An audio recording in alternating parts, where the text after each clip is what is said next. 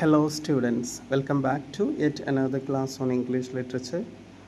In today's class we are going to look at an essay titled Black Men and Public Spaces by Brent Staples.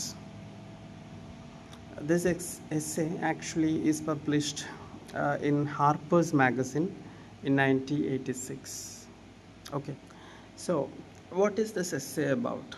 When the essay begins, our narrator was walking through the street of Chicago, and all of a sudden he met a white lady, and it seems that the white lady got frightened because of the narrator's presence, because she thought that our narrator is a dangerous mugger because he is tall and black. Okay, this is how the essay starts. Essay തുടങ്ങുന്ന സമയത്ത് narrator Chicago സ്ട്രീറ്റിലൂടെ ഇങ്ങനെ നടന്നു പോവുകയാണ്. അദ്ദേഹത്തിൻ്റെ opposite വരുന്നൊരു lady, ഒരു white ലേഡിയാണ്. അവർ നരേറ്ററെ കണ്ടിട്ട് പേടിക്കുകയാണ്. അതിൻ്റെ കാരണം പറയുന്നത്, നരേറ്റർ കണ്ടാൽ നരേറ്റർ ഭയങ്കര ടോളാണ്, ബ്ലാക്ക് കളറാണ്, he belongs to the black community. So that is one of the major reasons why she became afraid of. അദ്ദേഹത്തിൻ്റെ പ്രസൻസ് ഇവൾക്ക് പേടി ചെലുത്താനുള്ള ഒരു പ്രധാന കാരണം അദ്ദേഹം ബ്ലാക്ക് കമ്മ്യൂണിറ്റിയിൽപ്പെട്ട ആളാണെന്നുള്ളതും നല്ല ടോളായിട്ടുള്ള ആളാണെന്ന്. അപ്പോൾ അവളൊരു മഗ്ഗറായിട്ട് തെറ്റിദ്ധരിക്കുകയാണ്. മഗ്ഗർ എന്ന് പറഞ്ഞാൽ തീഫ്, കള്ളൻ. And what did she do after seeing the narrator എന്ന് ചോദിച്ചാൽ, she runs away fast when she hits A brighter street. അങ്ങനെ അവൾ ഓടി ഓടി ഓടി തൊട്ടടുത്തുള്ള അത്യാവശ്യം പ്രകാശപൂരിതമായിട്ടുള്ള ലൈറ്റൊക്കെ ഉള്ളൊരു സ്ട്രീറ്റിലെത്തി. And she thought that she felt that she is safe because she left the presence of the narrator. She left that city where the narrator was found. അല്ലേ, നരേറ്റർ കണ്ട സിറ്റിയിൽ നിന്ന് പോന്നല്ലോ, അതുകൊണ്ട് അവൾ സേഫാന്ന് അവൾ വിചാരിച്ചു. Okay. The writer explains he did not mean any harm and just wanted quiet time alone. അപ്പോൾ narrator പറയുകയാണ്, ശരിക്കും he did not mean to harm anybody. Okay, he did not want to harm anyone in the street. സ്ട്രീറ്റിലുള്ള ഒരാളെയും പേടിപ്പിക്കാൻ വേണ്ടിയിട്ടോ ഉപദ്രവിക്കാൻ വേണ്ടിയിട്ടോ എന്നല്ല അദ്ദേഹം അതിൽ നടന്നു പോയത്, അല്ലേ. But his big size and his colour, I mean his race, make people, especially women, scared right away. അദ്ദേഹത്തിൻ്റെ കളറും അദ്ദേഹത്തിൻ്റെ സൈസും ആളുകളെ പേടിപ്പെടുത്താണ്, ഭീതിപ്പെടുത്താണ്, എസ്പെഷ്യലി പ്രത്യേകിച്ച് സ്ത്രീകളെ. അപ്പോൾ ഇവിടെ നമുക്ക് കാണാൻ പറ്റുന്നത് how the white people treated the black people, especially those people who have high size and big body. അപ്പോൾ നമുക്ക് അങ്ങനെ ഒരു there is a stereotype like that. Colour black ആയതിൻ്റെ പേരിൽ, അല്ലെങ്കിൽ കളർ ബ്ലാക്കും സൈസ് ഭയങ്കര സൈസൊക്കെ ഉള്ള ആളുകൾ ഭീകരരാണ്, കള്ളന്മാരാണെന്നുള്ളൊരു തോന്നൽ it is still prevalent in many places across the world. അമേരിക്കയിൽ കുറച്ച് മുമ്പ് ഒരു വൈറ്റ് പോലീസ് ഓഫീസർ ഒരു ബ്ലാക്ക് മാൻ റോഡ് ക്രോസ് ചെയ്യുന്ന സമയത്ത് അദ്ദേഹത്തിനെ കൊല്ലുന്നൊരു സാഹചര്യം ഉണ്ടായിരുന്നു. അത് പത്രത്തിലൊക്കെ വളരെ ന്യൂസായിട്ട് വന്നൊരു സാധനമായിരുന്നു. ആൻഡ് അതിൻ്റെ റീസൺ എന്ന് വെച്ചാൽ there were other people as well who cross the road you know with the man. ഇയാളുടെ കൂടെ വേറെ ഒരുപാട് പേര് റോഡ് ക്രോസ് ചെയ്തിരുന്നു. But why this man alone എന്ന് ചോദിച്ചാൽ അതിന് വേറെ റീസണൊന്നുമില്ല. That is because of a prejudice which is there in the mind of the white people. ഇവരെ മുൻവിധിയാണ് ബ്ലാക്ക് പീപ്പിൾ ആർ. അതിന് ശരിക്കും കൊല ചെയ്യേണ്ട ആവശ്യമൊന്നുമില്ല. റോഡ് ക്രോസ് ചെയ്യുക എന്നുള്ളത്, അതായത് എത്രത്തോളം ഭീകരമായിട്ടാണ് മനുഷ്യാവകാശ ലംഘനം ഈ ബ്ലാക്സിന് നേരിടേണ്ടി വന്നത് എന്നുള്ളതിൻ്റെ തെളിവുകളാണ്. നമുക്കറിയാം, we know many people who spoke for the right of the black. Langston Hughes wrote many poems for the upliftment of the black community. He wrote Mother to Son. It's a beautiful poem which talks about which is like a conversation. A son was asking to his mother about her life, and she described all the difficulties that she suffered. You might have studied that poem. Langston ഹ്യൂസിൻ്റെ തന്നെ as I grow older എന്ന് പറഞ്ഞ point. Abraham Lincoln spoke for the right of the black.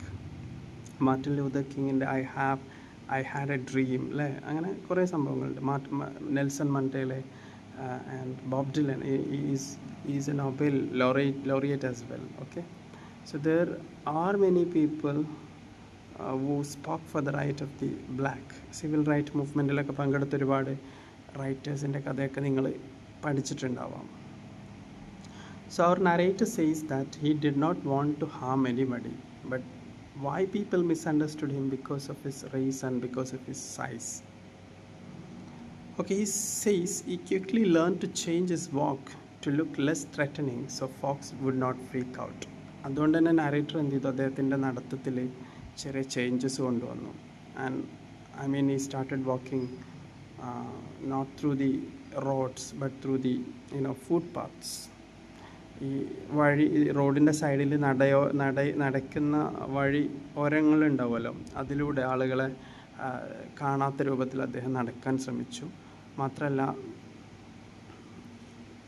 അങ്ങനെ ചെയ്താൽ വേറെയുള്ള ആളുകൾക്ക് അത് threatening ആയിട്ട് തോന്നില്ല എന്ന് വിചാരിച്ചിട്ടാണ് അങ്ങനെ ചെയ്തത്. Writer shares more scary moments like late night walks for people lock doors or cross streets to avoid him. ഇദ്ദേഹം ഇങ്ങനെ റോട്ടിലൂടെ നടന്നു പോകുന്ന സമയത്ത് വീടുകളുടെ ഡോറൊക്കെ ക്ലോസ് ചെയ്യുന്ന വീട്ടുകാരെ അദ്ദേഹം കണ്ടിട്ടുണ്ട്. കാരണം അതിൻ്റെ അർത്ഥം എന്താണെന്ന് വെച്ച് കഴിഞ്ഞാൽ എത്രത്തോളം അവർ ഇദ്ദേഹത്തിൻ്റെ സാന്നിധ്യം ഭയപ്പെട്ടിരുന്നു എന്നുള്ളതാണ്. Okay, cops sometimes stop him roughly and crowd stare like he is armed and risky. He mentions പോലീസുകാർ പോലും ഇദ്ദേഹത്തെ വഴിയിൽ വെച്ച് തടുത്തു നിർത്തി ചോദ്യം ചെയ്യുന്ന അവസരങ്ങൾ ഉണ്ടായിട്ടുണ്ട്. അതേപോലെ ആളുകൾ ഇദ്ദേഹത്തെ കാണുമ്പോൾ ഒരു എന്താ പറയുക, നോർമൽ അല്ലാത്ത തരത്തിലുള്ള നോട്ടം ഇയാളെ നോക്കുന്നുണ്ടായിരുന്നു. He mentions growing up around real violence but now faces fear just from being black in cities. Black ആയതുകൊണ്ട് തന്നെ സിറ്റീസിൽ ഇറങ്ങി നടക്കാൻ പറ്റാത്ത അവസ്ഥയാണെന്ന് അദ്ദേഹം പറയുകയാണ്. At his magazine job a lady mistakes him for a thief and calls the security. ഇദ്ദേഹം ശരിക്കൊരു എന്താ പറയുക, Brent Staples is a media person. I mean he works as a journalist. Okay, അതുകൊണ്ട് തന്നെ അദ്ദേഹത്തിൻ്റെ ജോലി സ്ഥലത്ത് അദ്ദേഹത്തെ ഒരു ലേഡി മിസ്അണ്ടർസ്റ്റാൻഡ് ചെയ്യണം, അദ്ദേഹം കള്ളനാണെന്ന് പറയണം. എന്നിട്ട് അവർ സെക്യൂരിറ്റിനെ വിളിക്കുന്നുണ്ട്. Okay, this is another bad incident that he experienced. വേറൊരു ഇൻസിഡൻറ്റ് പറയുന്നത്, in A jewellery the owner sets a big dog on him during an interview. അദ്ദേഹം ജ്വല്ലറിയിൽ പോയ സമയത്ത് അവർ കോൺവെർസേഷൻ നടക്കുന്ന സമയത്ത് ഇദ്ദേഹത്തിൻ്റെ തൊട്ടടുത്തൊരു വലിയ ഡോഗിനെ കൊണ്ടുവന്ന് വെച്ചു. He adapts by staying calm and speaking softly to show he's not a threat. അപ്പോൾ അവരോട് വളരെ മാന്യമായിട്ട് സംസാരിച്ച് കാമായിട്ട് നിന്ന് അവരെ ബോധ്യപ്പെടുത്തി കൊടുക്കുകയാണ് that I am not a person who you think, അല്ലേ, നിങ്ങൾ ആലോചിക്കുന്ന പോലത്തെ ഒരാളല്ല എന്ന് അദ്ദേഹത്തിൻ്റെ കാമായിട്ടുള്ള ബിഹേവിയറിലൂടെ മനസ്സിലാക്കി കൊടുക്കണം.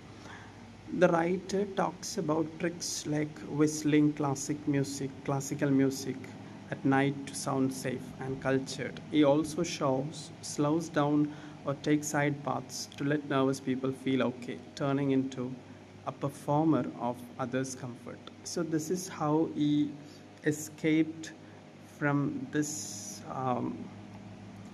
stereotype. ആളുകളുടെ ഉള്ളിലുള്ള ഈ ഒരു സ്റ്റീരിയോടൈപ്പിൽ നിന്ന് എങ്ങനെയാണ് നരേറ്റർ രക്ഷപ്പെട്ടതെന്ന് ചോദിച്ചു കഴിഞ്ഞാൽ അദ്ദേഹം ക്ലാസിക് സോങ്ങുകളൊക്കെ പാടാൻ തുടങ്ങി. So there is A Notion that നമുക്കൊക്കെ ഇടയിൽ പാട്ട് പാടുന്നവർ കുറച്ച് സോഫ്റ്റ് മെൻറ്റാലിറ്റി ഉള്ള ആളുകളാണ്. അവർക്ക് ഒരു എന്താ പറയുക, ഭീകര സ്വഭാവങ്ങൾ കുറവായിരിക്കും, അല്ലെങ്കിൽ ഒരു ക്രിമിനൽ മെൻറ്റാലിറ്റി കുറവായിരിക്കും എന്നുള്ളൊരു വെപ്പുണ്ട്. ഇപ്പം അതും ഈ ക്ലാസിക്കൽ മ്യൂസിക് എന്നൊക്കെ പറഞ്ഞാൽ it in Kerala context, when we talk about classical music and folk music, classical music is always treated as the എന്താ പറയുക treated as the എന്താ പറയുക what should I say, it is treated as the uh, yeah the weapon or what, the song of the high class people അല്ലേ. അതായത് എപ്പോഴും പറയുന്നതാണ് classical music എന്ന് പറയുന്നത് ഹൈ ക്ലാസ് പീപ്പിളിൻ്റെ കുത്തകയാണെന്ന് പറയാറുണ്ട് അല്ലേ. It is under the it is under their what periphery, അവരുടെ ആ ഒരു പെരിഫറിയിൽ വരുന്ന സാധനമാണ്. അവർ മാത്രമേ അത് പാടാവൂ, അവർ മാത്രമേ അത് എന്താ പറയുക എൻജോയ് ചെയ്യാവൂ എന്നുള്ളൊരു സാധനമുണ്ട്. ശരിക്കും നാടൻ പാട്ടുകളൊക്കെ അതിനെതിരെ വന്നിട്ടുള്ളൊരു സാധനമാണ്. ഫോക്ക് സോങ്ങിനെ കുറിച്ച് പറയുമ്പം ഒരു തരം പോസ്റ്റ് കൊളോണിയൽ ആസ്പെക്റ്റിൽ ചിന്തിക്കുകയാണെങ്കിൽ there is A reaction in all folk songs അല്ലേ. അപ്പം ഞാൻ പറഞ്ഞതെന്താ വെച്ചാൽ ഈ ക്ലാസിക്കൽ മ്യൂസിക് പാടുന്നത് കാരണം ഇയാൾക്ക് പല സ്ഥലങ്ങളിൽ നിന്നും അയാൾ ത്രെറ്റനിങ് അല്ല എന്നുള്ളത് വരുത്തി തീർക്കാൻ കഴിഞ്ഞിട്ടുണ്ട് എന്നാണ് പറയുന്നത്. മാത്രമല്ല, ഞാൻ നേരത്തെ പറഞ്ഞതുപോലെ അദ്ദേഹം നടക്കുന്നത് എന്ത് ചെയ്തു, റോഡിൻ്റെ നടുവിലൂടെ നടക്കുന്നതിന് പകരം ഈ started taking walk through the side path. അതൊക്കെ ആളുകളുടെ അടുത്ത് നിന്ന് അദ്ദേഹത്തിന് രക്ഷ കൊടുത്തു എന്നുള്ളതാണ്. So this is the short summary of the essay. Now let's have a very quick look discussion on the themes. Number 1 is racial discrimination. എങ്ങനെയാണ് black പീപ്പിളിനെ white people discriminate ചെയ്തത്, അവർ ഈ ഡിസ്ക്രിമിനേഷൻ കാരണം അനുഭവിക്കുന്ന പ്രശ്നങ്ങൾ ആണ് ഒരു സൈഡിൽ നമുക്ക് കാണാൻ പറ്റുന്നത്. Number 2 self modification. So in what does the attitude of the narrator show? The attitude of the narrator shows how does he learn to modify himself in order to exist അല്ലേ. എക്സിസ്റ്റ് ചെയ്യാൻ വേണ്ടി തന്നെ self modify ചെയ്യാൻ വേണ്ടി ശ്രമിക്കുകയാണ്. പിന്നെ ബയാസാണ്, എങ്ങനെയാണ് ഓഫീസുകളിൽ നിന്നും ജോബ് പ്ലേസുകളിൽ നിന്നും അദ്ദേഹം ഈ അവഗണന നേരിടേണ്ടി വന്നത് എന്നുള്ളത് കാണിക്കുന്നുണ്ട്. So that is another theme. And last theme is social fear or societal fear. എങ്ങനെയാണ് സൊസൈറ്റി ഈ ബ്ലാക്ക് പീപ്പിളിനെ കാണുന്നത് അല്ലേ. How is their perception on the black people and how they fear the presence of black people. Okay, so these are all the themes of this particular essay. So that's all about today's class.